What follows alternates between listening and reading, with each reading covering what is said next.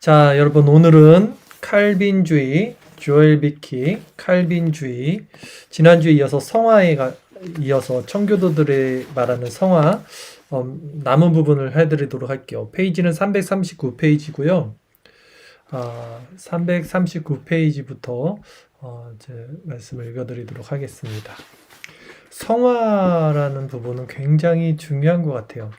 신앙생활을 하다 보니까 가장 중요한 거는 우선은 죄각성, 그리고 이제 중생과 회심, 그리고 이제 중생과 회심 후에는 성화입니다. 그래서 이 성화가 사실은 실질적인 열매를 맺는 단계이죠. 우리 신앙의 열매를 맺는 단계이고, 실제적으로 유익한 것은 성화예요. 삶에 어떠한 상황과 처지 가운데서도 자족하는 법을 알게 하는 것도 성화고요.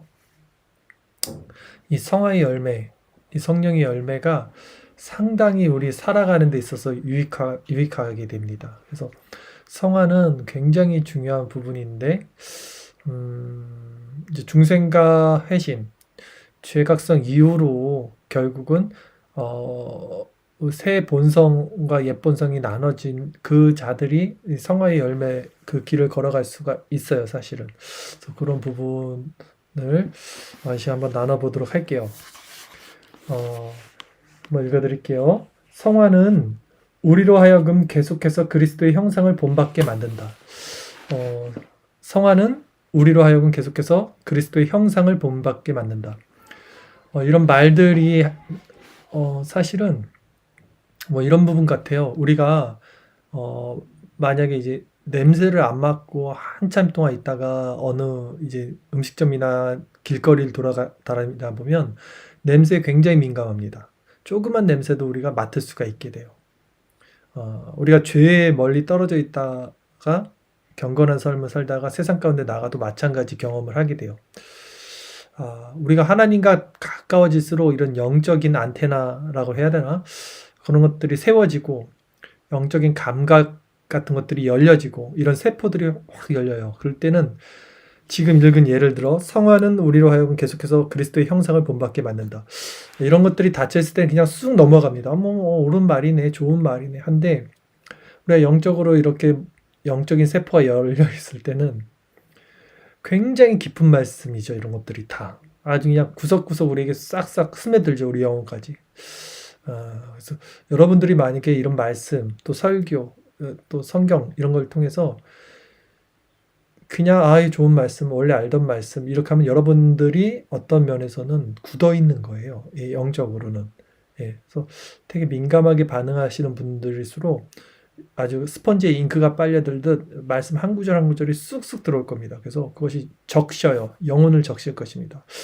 그런 우리 심령 상태가 되도록 우리가 부단히 말씀 묵상 훈련을 해야 될 것입니다. 쭉 읽어볼게요. 자, 성화는 우리로 하여금 계속해서 그리스도의 형상을 본받게 만들어요. 그렇죠? 너무 놀랍고 깊은 말씀이에요. 이 자체도. 이것은 참된 변혁인 마음의 새롭게 함으로 시작됩니다. 자, 여기서도 되게 중요한 말인 거예요. 이것도. 이 성화는 마음의 변혁, 마음의 새롭게 함으로 시작된다 그래요. 마음이 새롭게 된다는 것이 중생과 회심 후의 어떤 결정체겠죠. 그러니까 성화는 결국 중생 회심 이후에 나타나는 열매다라고 볼 수 있는데 하나님께서는 우리의 마음을 새롭게 하시죠. 그리고 그 새롭게 된 마음으로부터 새로운 성품이 시작됩니다. 자, 새롭게 된 마음, 중생, 거듭남 이거예요. 새롭게 된 마음에서 새로운 성품이 시작돼요. 그러니까 중생 받은 후에 성화가 시작되는 거예요. 그래서 이 새로운 성품은 뭐냐면 이것도 굉장히 깊죠. 새로운 성품이 뭐냐면 우리는 그냥 이런 걸 읽으면 새롭게 된 마음으로부터 새로운 성품이 시작된다. 우리가 알고 있는, 우리가 어느 정도 경험했던, 그래서 우리 기준으로 알고 있는 새로운 성품을 떠올려요. 그러나 전혀 아닙니다.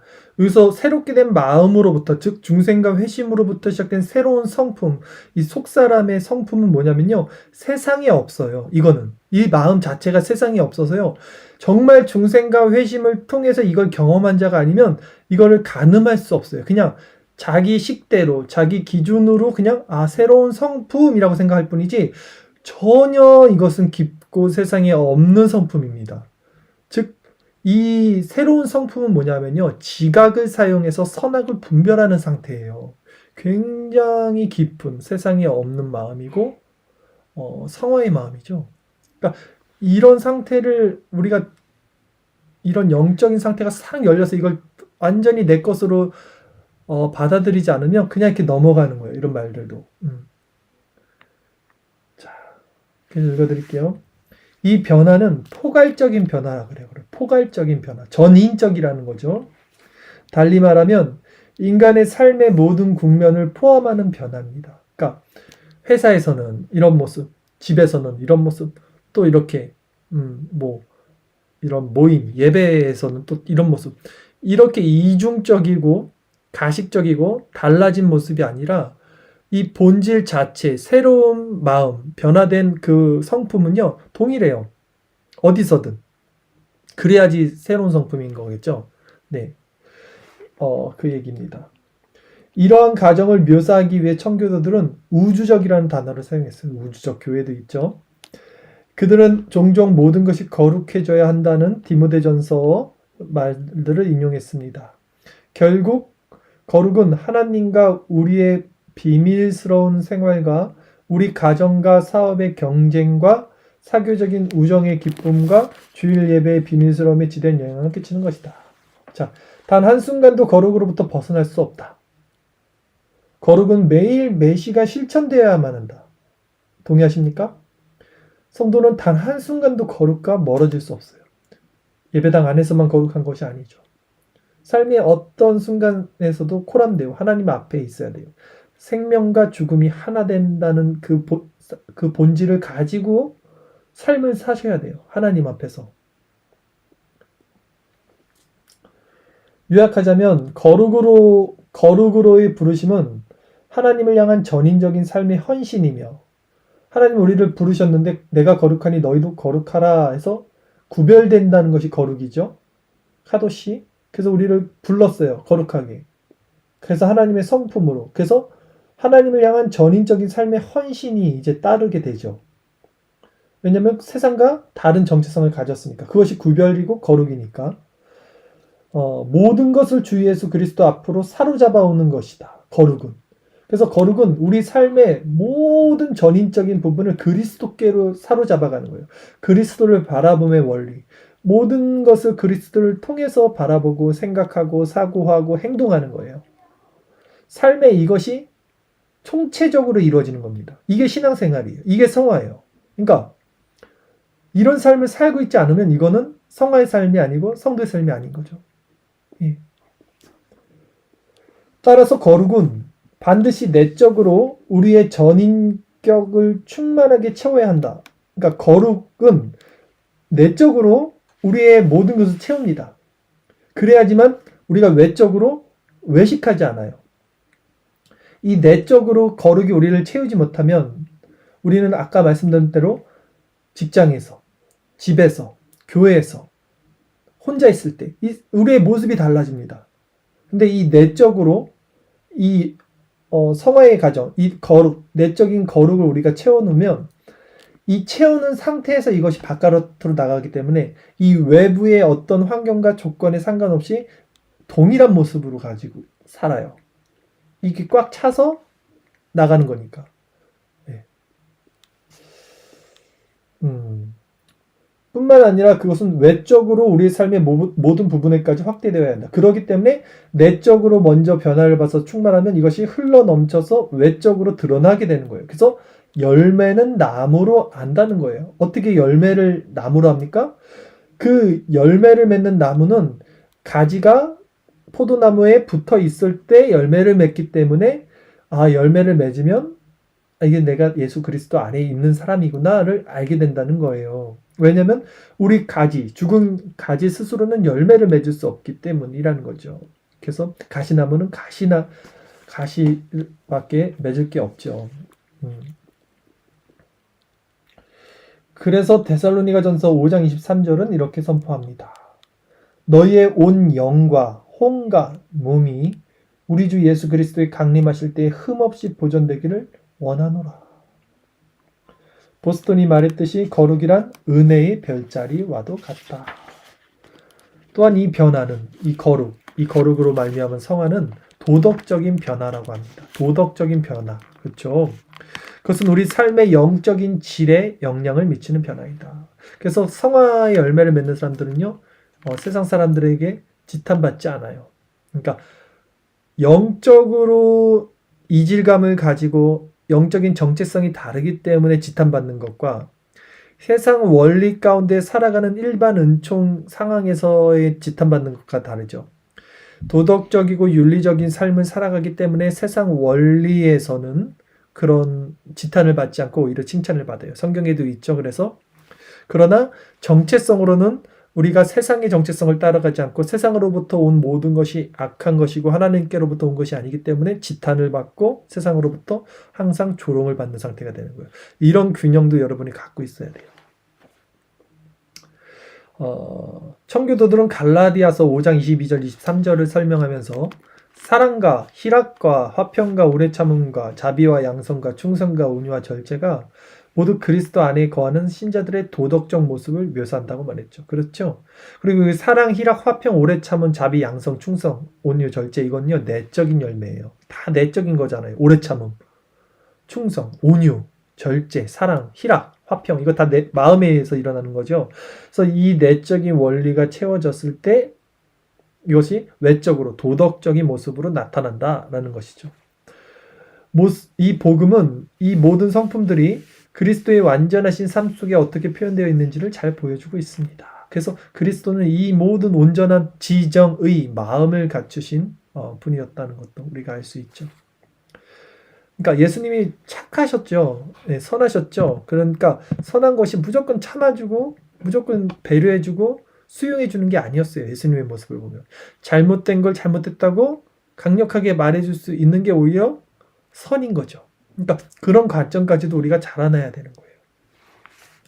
청교도 설교는 종종 성화에 초점이 맞춰져 있습니다. 의심할 여지 없이 청교도들은 복음적이었습니다. 실제로 그들은 최초로 상세한 전도 책자를 발행하기도 했습니다. 청교도들이 이 책자들을 집필한 목적은 사람들을 죄로부터 끌어내 그리스도인의 삶을 살도록 인도하기 위한 것이었습니다. 그들은 이런 일을 통하여 하나님의 영광을 위한 삶을 실천했습니다. 우리 모든 웨스트민스터 1문 소리문답에 있죠. 인간의 본분은 하나님을 영화롭게 하고 그분을 영원토록 기뻐하는 것이 우리 인생의 목적, 본분입니다. 그래서 하나님의 영광을 위한 삶을 실천했어요. 청교도들도. 그러므로 성화라는 주제는 결코 그들의 시야에서 사라질 수 없는 것이었습니다. 확신과 보증의 문제를 다룰 때 청교도들은 소위문답 36문답 내용을 강조했어요. 거룩한 삶을 살기 위해 열심히 애쓰지 않는다면 성령께서 당신을 강하게 하여 주시기를 소원할 수 없다. 그러니까 우리가 정말로 강해지기 원하면요. 여러분 거룩해져야 돼요. 거룩해지지 않으면 강해질 수 없어요. 하나님 안에서. 여호와를 향한 거룩은 모든 부분에 있어서 공동체의 삶뿐만 아니라 모든 개인의 삶을 위한 청교도들의 모토였습니다. 이 땅에서 청교도들보다 더 성화교리를 강조한 신학자들도 없을 것입니다. 청교도들은 아주 성화에 관심이 많았어요. 이들은 신앙의 핵심, 그 열매가 무엇인지를 알았던 거예요. 성화. 그리고 청교도들은 죄에 대해서도 아주 관심이 많았죠. 핵심을 딱 짚은 사람들이었어요. 죄, 그리고 성화의 열매. 자, 성화는 반드시 회개와 의의 실천으로 표현되어야 한다. 그렇죠? 그래서 성화는 반드시 회개로부터 시작이 되죠. 회개와 의의는 죄로부터 떠나 순종으로 가는 본질입니다. 청교도들은 회개가 죄로부터 돌아서는 것이라고 말했어요. 회심이라는 것은 돌이키다는 뜻이에요. 그래서 믿음 더하기 회개가 회심이라고 하는 거예요. 그러니까 회개도 마찬가지로 돌이키는 거예요. 죄로부터. 이것은 매일 계속되는 믿음의 역사예요. 매일 계속되는 겁니다. 회개는요. 그렇지 않다면 그것은 결코 선한 일이 될 수 없을 것이죠. 왜 매일 계속될까요? 왜 매일 계속될 거냐면 우리의 겉사람의 속이 아직도 잔존하는 죄의 세력을 갖고 있기 때문에 계속되는 거예요. 그래서 그것을 예수님께서 제자들에게 목욕한 자, 즉 거듭난 자, 속사람의 상태에 있는 자는 이제는 목욕 안 하고 발만 닦으면 된다 그러잖아요. 그게 아직도 겉사람, 자범죄라 그러죠. 그것을. 그래서 우리는 날마다 믿는 자들, 성화된 자들, 또 중생과 회심받은 자들도 계속해서 회개해야 되는 거예요. 예, 매일 계속되는 믿음의 역사라는 것이죠. 회개가. 그러나 청교도들은 회개가 단순히 후회하는 것보다 훨씬 더 심오한 어떤 것이라는 사실을 분명히 밝힙니다. 참된 회개는 후회하는 마음에서 시작되지만 후회 그 자체는 아무런 삶의 변화를 생산해내지 못해요. 하나님 잘못했어요 하고 또 그 짓을 하죠. 개가 토한 것을 도로 먹듯이 많은 사람들이. 그것은 회개가 아닙니다. 회개는요, 반드시 열매를 맺어요. 돌이킨다는 것은 마음의 확증과 결단이 같이 들어가요. 그러니까 울고 하나님 앞에 잘못했다고 하는데 내 마음 자체가 돌이키지 않고 카타르시스만 느끼고 아, 이거 속 시원하다 이러고 끝나는 건 회개가 아니에요. 진정한 회개는 열매를 맺어요. 변화의 열매. 그러니까 여러분 안에 변화의 열매가 있어야지만 그것이 회개라는 것이죠. 자, 그러나 정확히 말해서 회개는 바로 그것, 변화된 삶을 살게 한다라고 조엘 비키도 말하죠. 변화된 삶으로 이끌어야 참된 회개입니다. 그러므로 참된 회개는 단지 슬퍼하거나 유감스러워하는 것이 아니죠. 그것은 죄로부터 실제로 돌아서는 살아있는 생명이 되는 것입니다. 성화의 동의는 뭐냐면 변화를 일으키는 직접적인 원인을 동인이라고 합니다. 성화의 동의는 삼위 언약의 하나님이다. 즉 성화의 주체도 하나님인 거예요. 부르심도 하나님이요, 믿음도 하나님이요, 중생도 하나님이요, 성화도 하나님이요, 영화와 영생도 하나님이요. 다 모든 주체는 하나님이에요. 하나님의 은혜의 선물이고 하나님의 강권적인 주권의 역사인 거예요. 이걸 믿는 것이 칼빈주의고 신본주의인 거예요, 여러분. 자, 청교도들은 성부와 성자와 성령 하나님의 신실하신 언약을 향한 신자의 신실하심을 자극한다고 교훈했습니다. 그래서 그들은 복음을 죄인을 향한 하나님의 언약의 확장으로 제시했습니다. 또한 그들은 교회를 하나님의 언약 백성과 동일하게 보았습니다. 청교도들은 성화를 언약의 신실하신 하나님에 대한 신자들의 증거와 경험으로 보았습니다. 요약하면 그들은 신자들이 언약 안에서 하나님과 동행하는 것으로 본 것입니다. 그렇죠? 신자는 언약 안에서, 언약이 뭡니까? 하나님의 주권, 하나님이 주체가 되는 거예요. 그 안에서 하나님과 동행하는 것이 신앙생활이죠. 청교도들은 하나님을 언약의 하나님으로 믿었어요. 우리도 마찬가지죠. 언약의 하나님을 믿죠. 그들은 언약이 성경의 핵심과 같다고 믿었으며, 아멘. 성경 자체가 우리에게 이 언약 구조 안에서 하나님의 자비에 관한 모든 것을 교훈해 준다고 확신했습니다. 하나님께서는 어떤 특별한 백성에게 하나님이 되어 주시면서 신자들에게 이 세상에서 하나님의 백성이 되기를 요구하셨다. 만일 청교도들이 지금도 살아있다면 그들은 구약의 질서와 신약의 질서를 확실히 분리하는 모든 교훈을 배격하는 겁니다. 오히려 신약 성경과 구약 성경을 경건한 삶을 살기 위한 기초가 되는 하나님의 약속이라고 강조했을 것이다. 뭐냐면요, 청교도들은요 통정적 관점에서 성경을 봤어요. 구약과 신약을 하나로 이 언약적 관점에서 보는 것이 옳은 신앙이죠. 구약 따로, 아니면 신약 따로, 아니면 신율법주의, 신율주의, 신약만이 법이다, 아니면 구약만이 법이다, 율법주의 이렇게 가는 것이 아니라 신구약, 구신학을 통전적으로 하나의 언약적 관점으로 볼 수 있는 눈을 가진 것이 청교도들이고 그것이 개혁주의죠.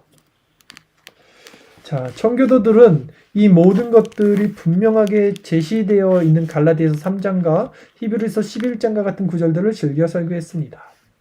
성화는 우리를 영광으로 이끌기 위한 거듭나게 하신 언약의 하나님으로부터 보는 언약적 복으로 인식되어야 합니다. 하나님이 주체고요. 거듭난 자들에게 이제 일어나는 일이라는 거죠. 또한 청교도들은 성화를 거룩하게 하시는 성령 하나님의 특별한 사역이라고 강조했습니다. 성화는 성령의 역사입니다. 믿음, 중생, 회심 모든 것이 다 성령 하나님이 하시는 일이죠. 거듭남과 함께 시작되는 성화에서는 이쪽 분명히 거듭남과 함께 시작되는 것이 성화입니다. 거듭나지 않고는 성화될 수가 없어요. 네, 이 성화에서는 성령 하나님이 혼자 일하십니다. 성령 하나님이 일하십니다. 그러나 점진적인 성화에 있어서 그분은 신자의 활동과 함께 계속해서 일하십니다. 즉 신자가 성령 하나님에 의해 활동하는 것입니다. 좀 말이 어렵지만 이게 상호 같이 움직이는 거죠. 그러니까 성령에 의해서 주도되지만 결국 그 마음에 합하여 성도가 또 자발적으로 성령과 함께 활동하는 것이 성화라는 거예요. 따라서 성령께서 자신의 성화 사역을 보존하고 결국 그것을 완성하십니다. 존 오웬은 이 진리를 고찰하면서 성화가 예수 그리스도를 통하여 얻어진 평강으로부터 연원되고 하나님께서 그의 성령을 통해 우리 전인을 향하여 일하시는 직접적인 역사이며 그로 말미암아 그리스도의 형상을 따라 변화되고 하나님의 평강 안에서 흠없이 보존되며 은혜로운 상태로 용인된다고 말합니다. 성령께서는 거룩하게 하시는 역사를 통해 그리스도 안에서 새로운 피조물이 되고 영적 사망으로부터 그리스도와 함께 부활한 하나님의 백성들 안에서 그리스도를 닮아가는 성품을 만들어 내십니다. 그리스도의 형상으로 닮아갑니다. 우리들은. 그들 안에서 그리스도의 성품이 즉 인성을 가지고 사셨던 그분의 모든 삶의 절정이 새롭게 표현되는 것입니다. 청교도들은 성령께서 신자들 안에서 역사하심으로 말미암아 거룩하게 되는 변화를 설명하면서 습관의 중요성을 대단히 강조했어요. 습관이 굉장히 중요합니다, 여러분.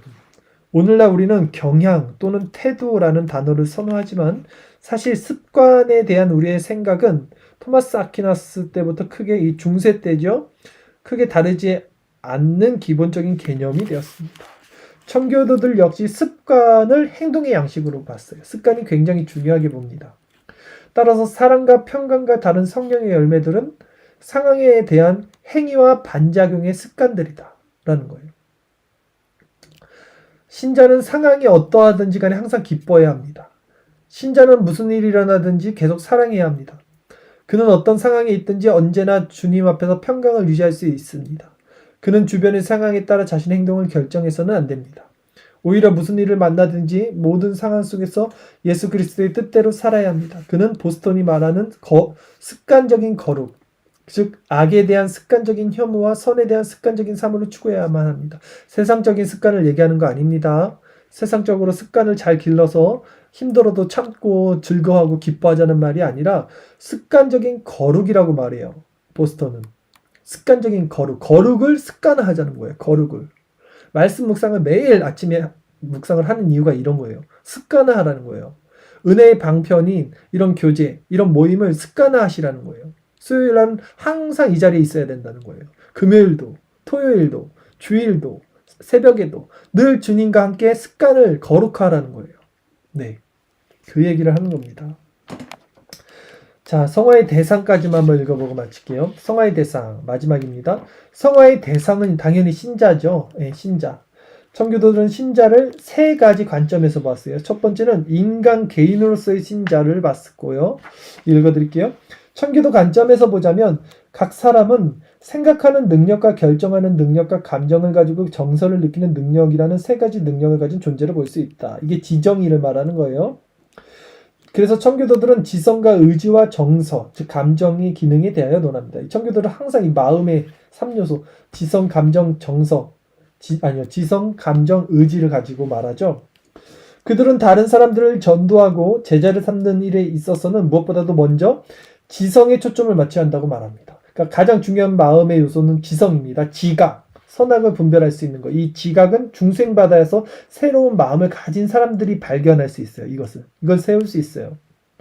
그래서 지각을 딱 세워야 돼요. 그래야지 거기에 의지가 붙고 감정이 동해서 하나의 온전한 마음이 되는 것이 중생한 사람들이 갖게 되는 자족한 어떤 그 상태가 되는 거예요. 자, 그리고 이 지성에 초점을 맞춘 다음 두 번째는 의지로 하여금 결정하게 하고 마지막으로 정서 또한 은혜의 열매들과 표징들의 초점을 맞추라고 하였습니다. 따라서 우리는 사랑과 기쁨과 소망과 소원의 속성들이 어떻게 경건한 행동으로 이끄는 계속적인 의지의 행동을 위한 원동력을 제공하는지 발견할 수 있습니다. 말이 어려워요. 넘어갑시다. 그래서 청교도들은 지혜로운 설교자란 우선 성경을 가르쳐 지성을 깨우치고 바른 말씀, 선악을 분별할 수 있는 이것이 하나님의 말씀이 선이죠. 그래서 선을 하나님의 말씀을 선포합니다.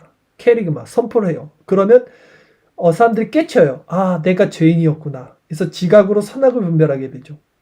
그게 좋은 설교자라는 거예요. 그래서 성경을 가르쳐 지성을 깨우는 게 제일 1순위입니다. 그 다음에 의지를 인도하는 거예요. 의지. 여러분, 그러니까 말씀 묵상을 하십시오. 주의를 지키십시오. 매일 하나님과 동행하십시오. 이렇게 의지를 붙들어 두는 거예요. 그리고 마지막으로 감정을 이끌어내는 사람. 근데 오늘날 설교는 거꾸로 돼 있죠. 뭔가 감정을 끄집어내야 돼요. 이 사람의 마음을 동하게 하고 이 사람의 마음을 감동시키는 것을 목적으로 삼는데, 문제는 뭐냐면 지각이 변하지 않는 상태에서 감정을 동하면요, 망가진 지각 안에서 감정이 동하기 때문에 결국은 그것은 부패한 마음이에요. 본질적으로 마음을 변화시킬 수 없어요. 먼저는 지성, 바른 지각을 세워야 돼요. 그 다음에 그 지각에서 의지와 감정을 불어넣을 수 있는 설교가 좋은 설교입니다. 은혜에 이르기 전에 인간은 타락하고 부패한 존재였습니다. 그는 지성적으로 반드시 이해하고 붙잡아야만 하는 진리를 따라 살지 않기 때문에, 그렇죠? 지성, 우리 마음이 무너졌죠? 이성적으로 살지 못하죠. 그의 의지가 진리가 아닌 비이성적인 감정에 이끌리기 때문에 현명하게 살지 못합니다. 그의 도덕적 성품이 왜곡되었으며 본질적으로 자아중심적인 인간이에요. 심지어 거듭난 이후에도라 그래요. 신자는 옛사람과 겉사람의 소유, 그 옛사람과 죄와 싸우면서 여전히 부패하고 타락한 상태로 남아있다 그래요. 조엘 비키도. 로마서 7장에 나오는 말이잖아요. 그러니까 어떤 사람들이, 거듭난 사람들이 죄를 졌다 그러면 저 사람은 거듭난 게 아니야. 왜 저래? 이렇게 생각하시는데 그 사람이 거듭나지 못해서 그런 말을 하는 거예요. 심지어 거듭난 이후에도 신자는 이 옛사람, 겉사람의 소욕이 잔존하는 죄가 남아있어서 이 갈팡질팡 할 수 있습니다. 그러나 중요한 건 뭡니까? 계속해서 이 속사람의 원리에서 강건해집니다. 이 육체의 소욕은 성령의 소욕과 대적해서 이 성령의 소욕, 속사람이 강건해지고 이깁니다. 그것이 성화라는 거예요. 네. 보스턴은 이것에 대해 다음과 같이 훌륭하게 묘사합니다. 비록 전 인격이 거룩해졌다 할지라도 그 어떤 부분도 지상의 생애에서 완전히 거룩해지는 것은 아니다. 완전 성화는 없습니다. 왜? 육체가 남아있잖아요. 죄에 잔존하는 습성, 겉사람, 이건 끝까지 우리 가잖아요. 죽을 때까지. 이 겉사람이 우리 생각, 마음까지도 지배하고 있는 거예요, 여러분. 네. 거듭나지 못한 사람과 같이 깜깜한 한밤중도 아니고, 이게 거듭난 사람을 얘기하는 거예요. 거듭나지 못한 사람은요, 지금 이런 말 자체가 그냥 깜깜해요. 깜깜하다, 무슨 말이냐 모르겠다 이러고 있어요. 근데 거듭난 사람같이 영화로운 대낮도 아니라, 근데 거듭난 사람도 마찬가지예요. 환히 보여. 그게 아니라는 거예요. 마치 어둠과 빛이 섞여있는 황혼 때와 같다라는 표현을 해요. 그래서 조엘 비키. 이 말은 아서덴트라는 청교도 신학자도 똑같은 말을 했어요. 거듭난 중생받은 사람이요, 완전히 밝은 빛이 아니라 그 해질 때 그런 거 있잖아요. 빛과 어둠이 공존하는 그 상태, 그 겉사람과 속사람이 함께 있는 그 상태를 묘사한다고요. 지금 이 조엘 비키도 그 상태를 마치 어둠과 빛이 섞여 있는 황혼 때와 같다, 이렇게 표현하는 거예요. 근데 이 부분이 굉장히 저는 이게 특별합니다. 그렇게 말하고 싶어요. 왜냐면 천국에 가면 이 상태를 못 느끼고요, 자연인들도 이 상태를 못 느껴요. 근데 오직 중생한 사람들 중에 이 세상을 살아가는 그 성화의 길을 걸어가는 사람들만 지금 말한 황혼의 때와 같은 때, 해질녘 때와 같은 때, 빛과 어둠이 공존하는 어떤 그런 때를 살아요. 그게 겉사람과 속사람의 상태거든요.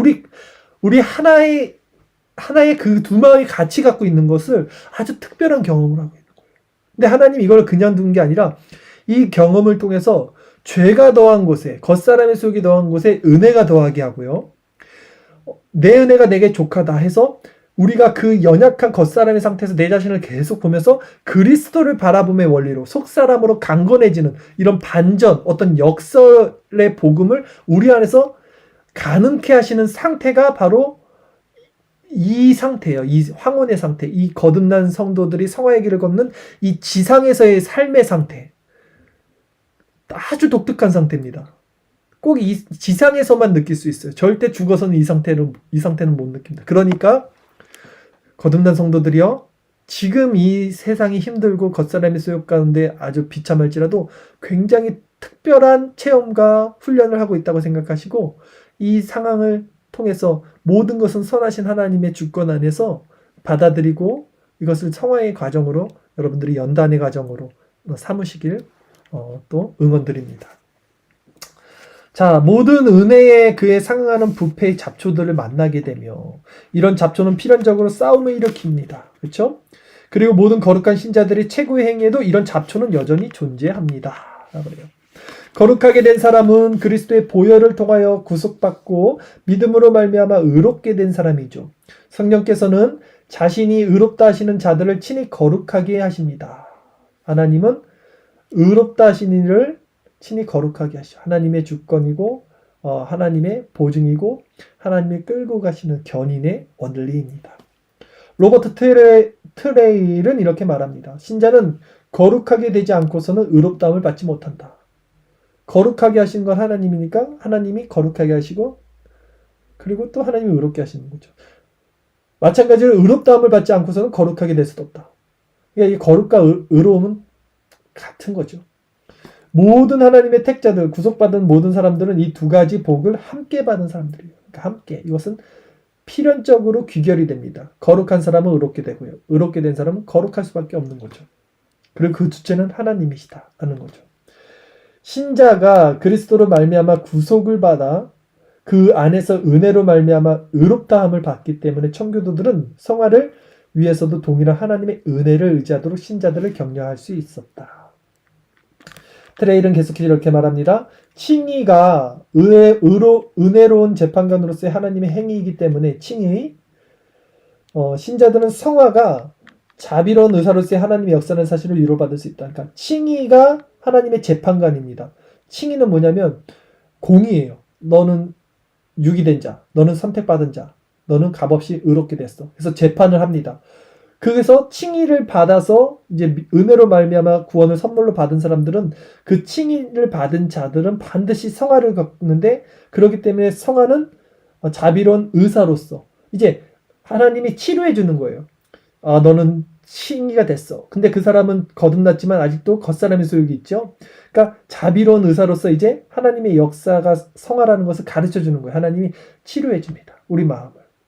그래서 지정의가 점점 온전해지고 성화가 자라고요. 겉사람의 소욕을 대적해서 이기고 열매를 맺고 영화가 되고 하나님의 나라에 입성하게 되는 저와 여러분들이 꼭 되시기를 바랍니다. 그러니까 이런 말씀을 듣고 아직 죄각성의 단계를 모르시는 분들은 계속해서 말씀을 들어서 지성을 깨우셔야 돼요. 여러분들의 죽은 지성, 잠자고 있는 지성, 선과 악이 무엇인지, 이 세상 도덕적인 원리가 아닌 하나님의 공의와 하나님의 정의, 그 기준에서 말하는 선과 악을 분별할 수 있는 지각을 말씀을 통해서 받아야 되고, 그 제각성을 통해서 이제 정말 중생과 회심으로 세상과 끊어지고 그리스도의 십자가와 연합돼서 새 생명으로 새로운 정체성으로 살게 된 여러 자들이 있다면 그 자들은 이제 그리스도 안에서 마음을 치료받고 성화의 과정을 겪게 되는 거예요. 얼마나 이 신앙이 유익한지 모릅니다. 은혜로운 재판관이시며 우리에게 자비로운 치료자가 되시기 원하는 하나님께 모든 영광과 찬미를 돌리자. 이게 끝났습니다. 거듭난 자들은 반드시 성화됩니다. 거듭난 자들은 반드시 성화됩니다. 성화는 굉장히 기쁜 상태예요. 굉장히 자족하는 일체의 비결을 배우는, 세상과 무엇과도 바꿀 수 없는 상태가 성화예요. 그리고 더 귀한 것은 세상 사람들은요, 시간이 지나고 세월이 지날수록 더 쪼그라듭니다. 우리의 육체는 날마다 쇠해집니다. 그러나 성화되는 자들은요, 이 속사람의 상태는, 우리 속사람은 날마다 강건해지는 거예요. 이 속사람의 상태, 마음의 평안, 이 성화를 추구하는 저와 여러분 되기를 간절히 원하고, 이 시간 우리 한 10분 정도 잠깐 기도하고 또 줌으로 모임 갖도록 하겠습니다.